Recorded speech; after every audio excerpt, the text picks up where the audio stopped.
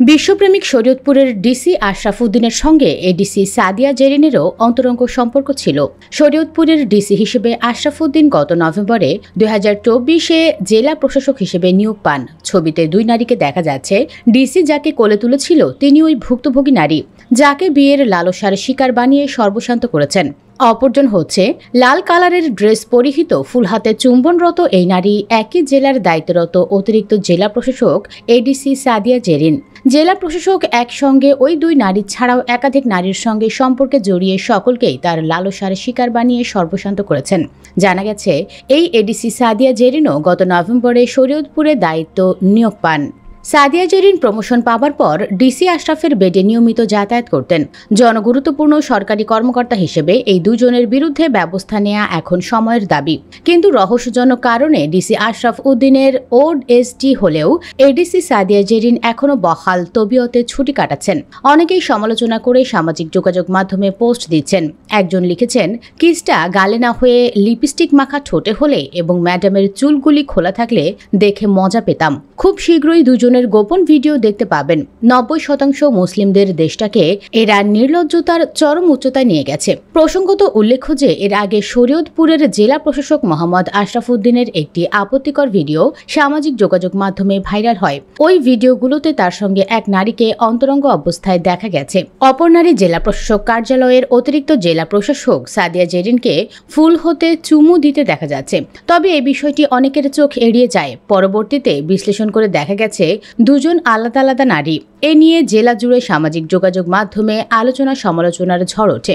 শুক্রবার সকালে প্রবাসী সাংবাদিক জাওয়াদ নির্ঝর তার ফেসবুক অ্যাকাউন্টে ডিসির সঙ্গে ওই দুই নারীর ঘনিষ্ঠ মুহূর্তের কিছু ছবি প্রকাশ করেন। একই সঙ্গে একটি টেলিগ্রাম চ্যানেলেও ভিডিওটি প্রকাশ করেন তিনি। ওই পোস্টে দাবি করা হয়, জেলা প্রশাসক ভিডিও ও ছবিগুলো নিজেই ধারণ করেছেন এবং ওই ভুক্তভোগী নারীকে বিয়ের আশ্বাস দিয়েছিলেন।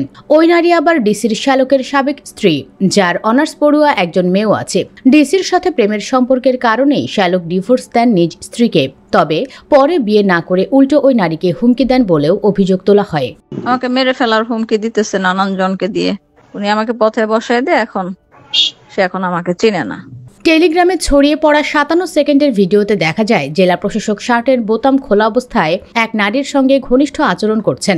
অভিযোগ রয়েছে, ভিডিও কলের মাধ্যমে ওই নারীকে আপত্তিকর কিছু দেখানো হয়েছে, যা প্রকাশ করা সমীচীন হচ্ছে না। তাছাড়া অপর এক নারীকে চুমু দিতে দেখা যাচ্ছে। তিনি আর কেউ নন, তিনি শরীয়তপুর জেলা প্রশাসক কার্যালয়ে দায়িত্বরত এডিসি সাদিয়া জেরিন। বর্তমানে ছুটিতে অবকাশ যাপন করছেন। এ ঘটনায় সাধারণ মানুষের মধ্যে ব্যাপক মিশ্র প্রতিক্রিয়া দেখা দিয়েছে। সামাজিক যোগাযোগ মাধ্যমে চলছে তীব্র সমালোচনা। অনেকেই একজন দায়িত্বশীল উচ্চপদস্থ সরকারি কর্মকর্তার এমন আচরণে ক্ষোভ প্রকাশ করেছেন।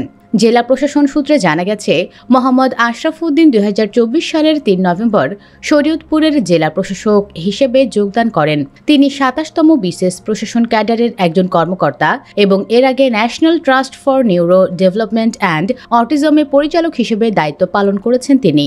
অপরদিকে এডিসি তার যোগদানের কিছুদিন পর নভেম্বরেই এডিসি হিসেবে নিয়োগপ্রাপ্ত হয়ে যোগদান করেন। এ বিষয়ে জানতে জেলা প্রশাসক মোহাম্মদ আশরাফ উদ্দিন এবং এডিসি সাদিয়া জেরিনের মোবাইল ও হোয়াটসঅ্যাপ নম্বরে কল দিলেও তিনি ফোন রিসিভ করেননি।